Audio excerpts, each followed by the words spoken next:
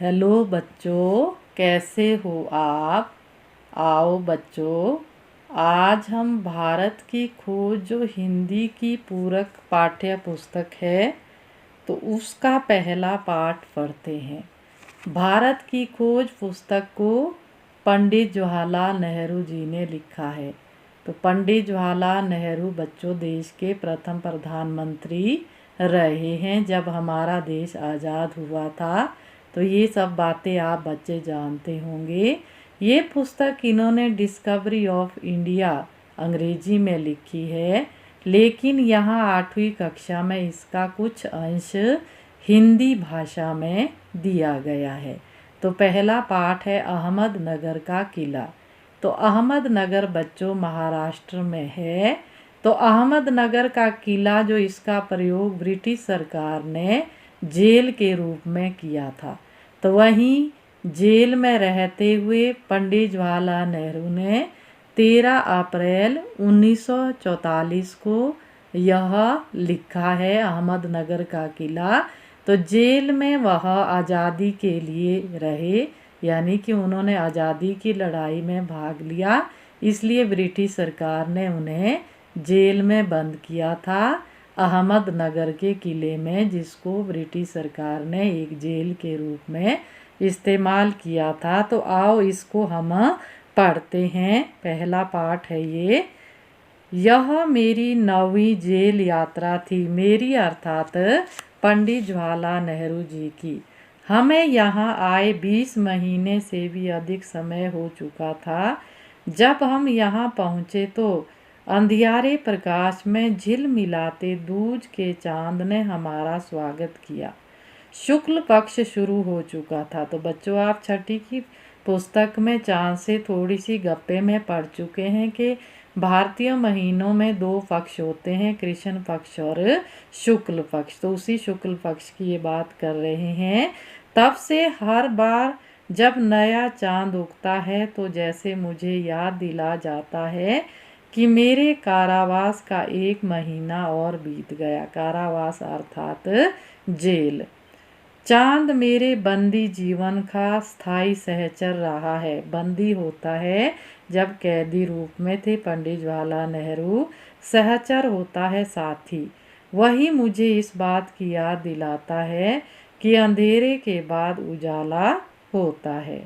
तो बच्चों देखो, आपकी पाठ्य पुस्तक में ये चित्र भी दिया है, जिस चित्र के नीचे लिखा है सन 1953 में जवाहरलाल नेहरू ने अहमदनगर किले की पुनः यात्रा की।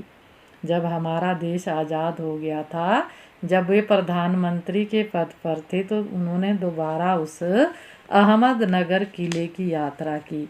तो अगले पृष्ठ में आपके देखो फिर से एक चित्र दिया हुआ है जहाँ लिखा है अहमदनगर किले का वह कक्ष, कक्ष अर्थात कमरा, जहां 1942 से 45 के बीच में जवाहरलाल नेहरू जी को रखा गया।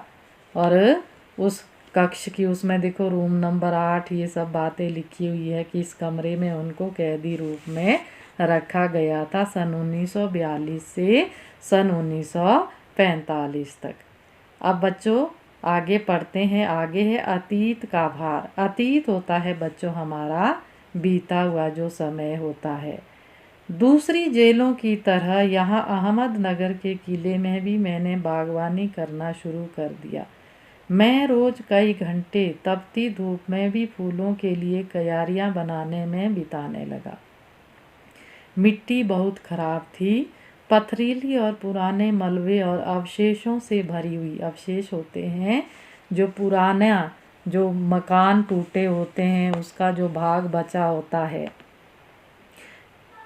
चूँकि यह इतिहास स्थल है, इसलिए अतीत से इसने कई युद्ध और राजमहलों की दुर्वी संधियाँ देखी है। तो दुर्वी संधियाँ होती है बच्चों बुरे या दुष्ट अभिप्राय से गुट बांधकर की गई सलाह है, उसे हम दुर्वी संधियाँ कहते हैं। यहाँ का इतिहास बहुत पुराना नहीं है। घटनाओं की दृष्टि से इसकी कोई विशेष अहमियत भी नहीं है। अहमियत मतलब महत्व भी नहीं है। पर इससे जुड़ी एक घटना आज भी याद की जाती है। अब देखते हैं इस किले से कौन सी घटना याद की जाती है। यह घटना है चांद बीवी नाम की एक सुंदर महिला के साहस की कहानी, जिसने इस किले की रक्षा के लिए अकबर की शाही सेना के विरुद्ध हाथ में तलवार उठाकर अपनी सेना का नेतृत्व किया।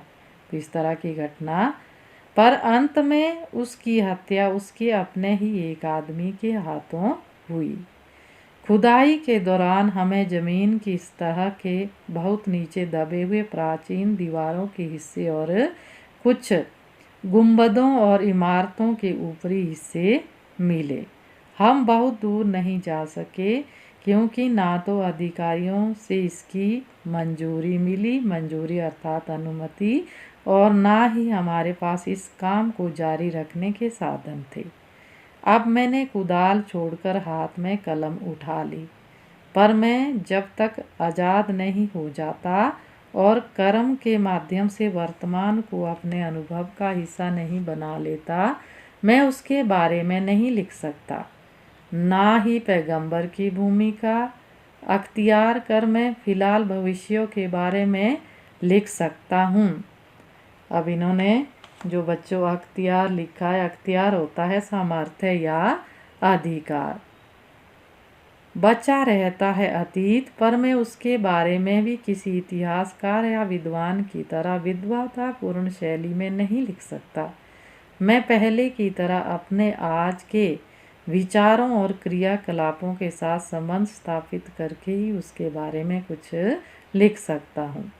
गेटे ने एक बार कहा था, गेटे जर्मन के एक प्रसिद्ध लेखक हुए हैं, उपन्यासकार, नाटक इत्यादि उन्होंने लिखे हैं, कि इस तरह का इतिहास लेखन अतीत के भारी बोझ से एक सीमा तक राहत दिलाता है। तो ये था अतीत का भार। अब अगला जो लिया है इन्होंने, अगला दिया है अतीत का दबाव।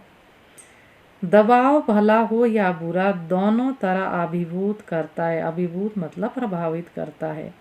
कभी कभी यह दबाव दम घोटू होता है। दम घोटू यानी कि दम को घोटने वाला, सांस को रोक देता है। खास तौर पर उन लोगों के लिए जिनकी जड़ें बहुत पुरानी सभ्यताओं में होती है। मसलन मतलब उदाहरण के लिए भारत और चीन की सभ्यताएं। आखिर मेरी विरासत क्या है? विरासत अर्थात धरोहर। मैं किन बातों का उत्तराधिकारी हूँ?